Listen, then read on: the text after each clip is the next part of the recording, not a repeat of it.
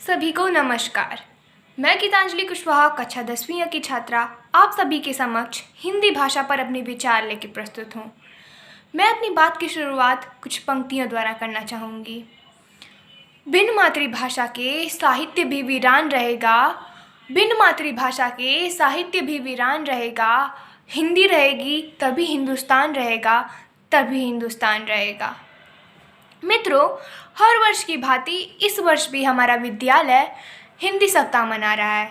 सर्वप्रथम हमें आवश्यकता है हिंदी दिवस और हिंदी भाषा के बारे में जानने की। हमारा देश विभिन्न भाषाओं और वेशभूषाओं का देश होते हुए भी अनेकता में एकता का एक अनुपम उदाहरण है। स्वतंत्र भारत की संविधान सभा ने 14 सितंबर 1949 को हिंदी को भारत संघ की राष्ट्रसभा का दर्जा दिया।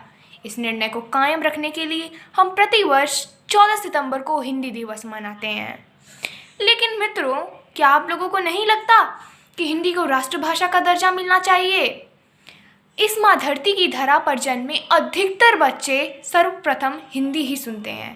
भारत में अधिकतर लोग हिंदी बोलते व समझते हैं। पूरे विश्व में लगभग 80 करोड़ लोग हिंदी बोल व समझ सकते हैं। विभिन्न विश्वविद्यालयों में हिंदी बोली जाती है, पढ़ाई जाती है, सिखाई जाती है। क्या इतना काफ़ी नहीं है? लेकिन बड़े ही दुख के साथ मुझे यह कहना पड़ रहा है कि हिंदी आज भी संघर्ष कर रही है। आजकल अंग्रेजी का प्रचलन चला है। लोग अंग्रेजी पर ज़्यादा ध्यान देते हैं।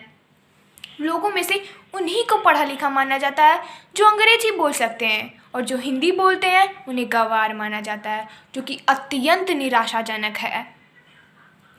रोजगार प्रदान करने वाली संस्थाओं द्वारा भी प्राथमिकता उन्हीं लोगों को दी जाती है जो अंग्रेजी बोलते हैं, चाहे हिंदी बोलने वाला कितना ही बड़ा दिग्गज, कितना ही बड़ा ज्ञानी क्यों ना हो। मित्रों, मैं किसी भाषा का अपमान नहीं कर रही, किसी का विरोध नहीं कर रही।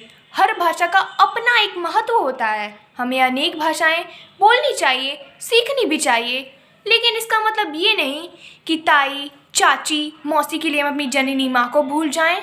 कहने का तात्पर्य यह है कि किसी अन्य भाषा के लिए हमें अपनी मातृभाषा को नहीं भूलना चाहिए। हमें कभी भी हिंदी बोलने में शर्म नहीं करनी चाहिए। शर्मिंदा तो उन लोगों को होना चाहिए जो हिंदी बोलने में शर्म करते हैं। हमारे देश की एकता और विकास हमारे हाथों में है। हम साथ मिलें तभी ये संभव हो पाएगा, और ये हमारी जिम्मेदारी और हमारा कर्तव्य है कि हम हिंदी की खोई हुई सम्मानता को वापस लेके आएं। अंत में अपनी वाणी को विराम देते हुए मैं 2 पंक्तियाँ कहना चाहूँगी।